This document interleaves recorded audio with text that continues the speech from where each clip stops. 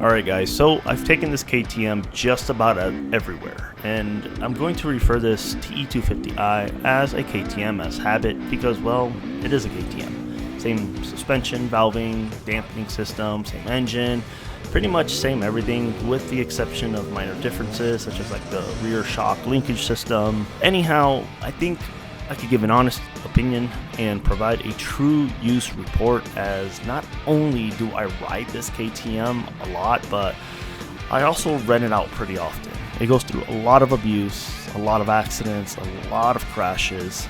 You know, I caught a lot of people just for no reason over revving the machine for some reason. People trying to do burnouts on, off-road with the tires. It's a rental. They're not going to care.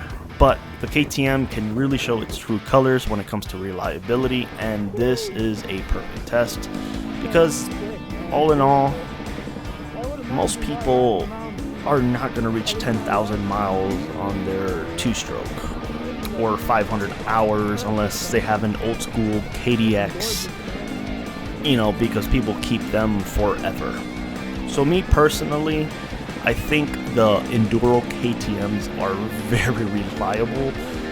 I know it sounds crazy, but I think they're going to be a little bit more reliable than the Japanese Enduro bikes. Notice I say Enduro, not dual sports, because dual sports you can easily probably get 20-30,000 miles, but more into that a bit later.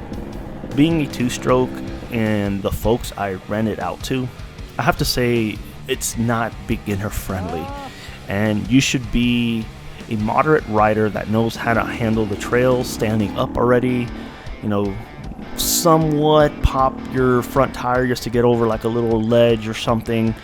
So I do get a lot of customers who say they have a lot of experience on dirt bikes and that they want the two-stroke. As soon as I see them ride, or I drop it off at our Pueblo location, they lose control or are not used to the sensitivity of the brakes or even the throttle and quickly lock up the front brakes. I've seen them, whiskey throttle. I've seen them endo the bike, loop it. So I'm just demonstrating this just to show you how many accidents I get on this bike on a regular basis. Not to mention all the other trail bikes that I also goes through a lot of abuse too. But again, more into this a bit later. So now you have a picture in your head how often this machine gets crashed, and yet it is still ticking. It has about 500 hours and around 10,000 miles, which I think is crazy for a two-stroke. And with that kind of usage and all those crashes, really, I haven't had many issues, to be honest. Of course, things that require wear and tear, repairing the wear and tear, but even then, I don't baby these machines. Like, I don't really change the oil every 3 rides. If anything, it's every 2 or 3 months. As of now, the only serious thing that has occurred with the KTM is that the engine seized. So what exactly caused the engine to seize?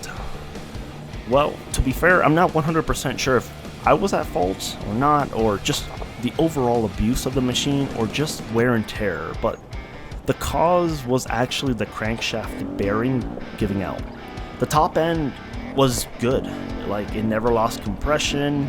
It was just the bearing, the crankshaft bearing. The piston ring, the jug, everything, all that always looked good. Keep in mind, I did do a top end change every 200 hours, and within the 200 hours, we also inspected the crankshaft to, make sure it doesn't have any play, and it never showed any kind of play, no signs that the bearing was going out. Usually you can hear some kind of noise, but this one, it never had any kind of noise. It was a little weird, but anyhow, usually cranks last a very long time, although it is recommended to change it at least, people say 300 hours.